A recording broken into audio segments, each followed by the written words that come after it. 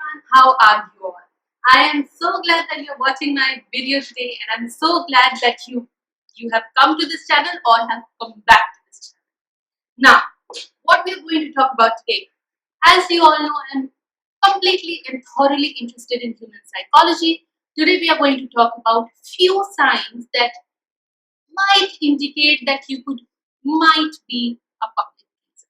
Now, why are there so many might in this sentence? Because I am not a psychologist, and this is what I have noticed based on human nature. I love observing human nature. I am very inquisitive, almost a creepy human being, so that's what you get. However, let me just start by saying that being a public pleaser is probably a tendency that most of us have, only because that is how we are raised. We are raised as children, as kids, in a reward based system. You do well in your school, you get marks. If you behave today, you will get a chocolate. Parents say that to their kids. Uh, you know, I'm very disappointed. Parents say that to their kids. I'm very disappointed in you because did that. I'm very happy with you because you did that. And all of those things really build an impression in our minds that our goal in life, whether it is a career or personal life or whatever it is to think about what other people are thinking about ourselves. And we are very invested in making sure that everyone likes us, everyone is pleased with us, and everyone holds us really high in regard. So, I'm a thorough, certified public pleaser. My friendships, my relationships, my normal human equations have suffered because of this, and I have bent over backwards for a lot of people who did not even deserve an ounce of my attention because I was just a public. Now, of course, we value one person, some few people's attention more than we want other people's attention. Some people are more important, like our teachers or our parents or our younger or older siblings, our uncle or auntie or some cousin who is very successful, our crushes, our significant other's parents. However, once you develop this public pleasing tendency now, it goes overboard. It does not matter if I'm meeting you for the very first time. I will make it my life's aim to impress you. So, these are the 6 signs that might indicate that you are also one of us, which is basically a public pleaser. Let's go. Number 1, you hate saying no. What do you mean? Somebody asks me something and I say no. Excuse me? I do not have a negative saying bone in my body. If you want me to come with you to have a cup of coffee, yes, even though I'm allergic to coffee. If you want me to throw you a baby shower, yes, even though I'm going broke, I'm going to do that. If you want me to come to your destination wedding, I would not like to come because I hate the weather of that place, and it's not just feasible for me to do that because I'm not going to get leaves, but I'm going to still do that. Why? Because I hate saying no. Why do people hate saying no? I will link somewhere here, a video that I've done on this subject, exactly this subject. Why do we hate saying no? It's only because we are public pleasers through and through. We don't want to see disappointment in your face. Just like our parents used to get disappointed when we used to get less marks or when we used to behave improperly in school and some complaint used to come. That's why we hate saying no to our friends, relatives, co-workers, even to the people who really we barely know, who we know deep down that are not good people and they're not going to do one thing for us. But we still say yes always. That brings me to my second point. I think you might be a public pleaser if you have an unhealthy relationship with your parents' disapproval or approval for your life choices. And I feel like we all can just agree unanimously that a lot of us have that problem. At least I do. I live for my father's validation. If he says that, okay, you did a good job, I am over the moon. So my father is a very hard guy to please. He's not strict, but he has high standards. He's very intelligent himself. So no matter what marks, no matter what achievement, it's very hard for him to be impressed. Because he always says to me, whatever you get in life, whatever you have gotten till now, that was so expected. It has to come to you. So he had that kind of expectation, right? So I always feel like no matter, even if it's one purchase, even if it's me knowing one GK trivia, even if it's me like buying clothes, I look for my father's approval, and his disapproval really disturbs me, which is an unhealthy way of choosing your life. Because if you are just going to do or say, or every single life choice isn't going to be an effort to please a parent or both of them, where is your gut coming into play? What is your mind? How is your mind working? What does your heart tell you? You are never going to listen to those voices, because the only voices that you want to listen to is your father and your mother nodding their heads in unison saying that you did a great job. So because we have that unhealthy relationship with our parents' disapproval or approval, no matter if you're 26 like me, or 36 or 46 or 56, at the end, deep down, you are still a 5-year-old saying, if I behave, I might get a toffee, and my father would say, good job, kid. And we all are just sitting here waiting for that good job, kid. Sign number three that you might be a public pleaser is, is that you hate confrontation. You hate it. Absolutely hate it.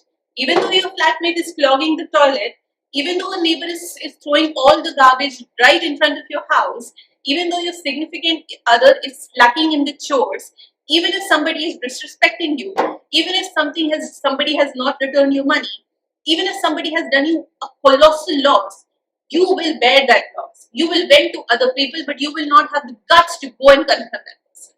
Why do you do that? Because confrontation, you feel like, disturbs the relationship. Even though that person has done everything that they could have to disturb your equation, you will still try to get hold of that equation. You will still try to, not let go of that equation. And even though, you guys, this video is about me telling you signs of why you could be a public pleaser and not try to fix it, I'll give you one advice. There is no relationship in your life that you respect more than you respect yourself. So if that person is not respecting your equation and is doing absolutely messed up things, there is no responsibility on your shoulders to respect your equation. I think this could really help a lot of people who hate confrontation, because they hate disturbing their relationships, and they hate this, upsetting or disappointing the other person, which absolutely does not make any sense. Number 4, you secretly wonder if your friends like you. It's not enough for you, and obviously this is absolutely applicable in my case. It is not enough for you that your friends, that they are a friend in need is a friend in need, that they respect you, that they go out with you, that you have fun together, you have a chemistry, you have a bonding.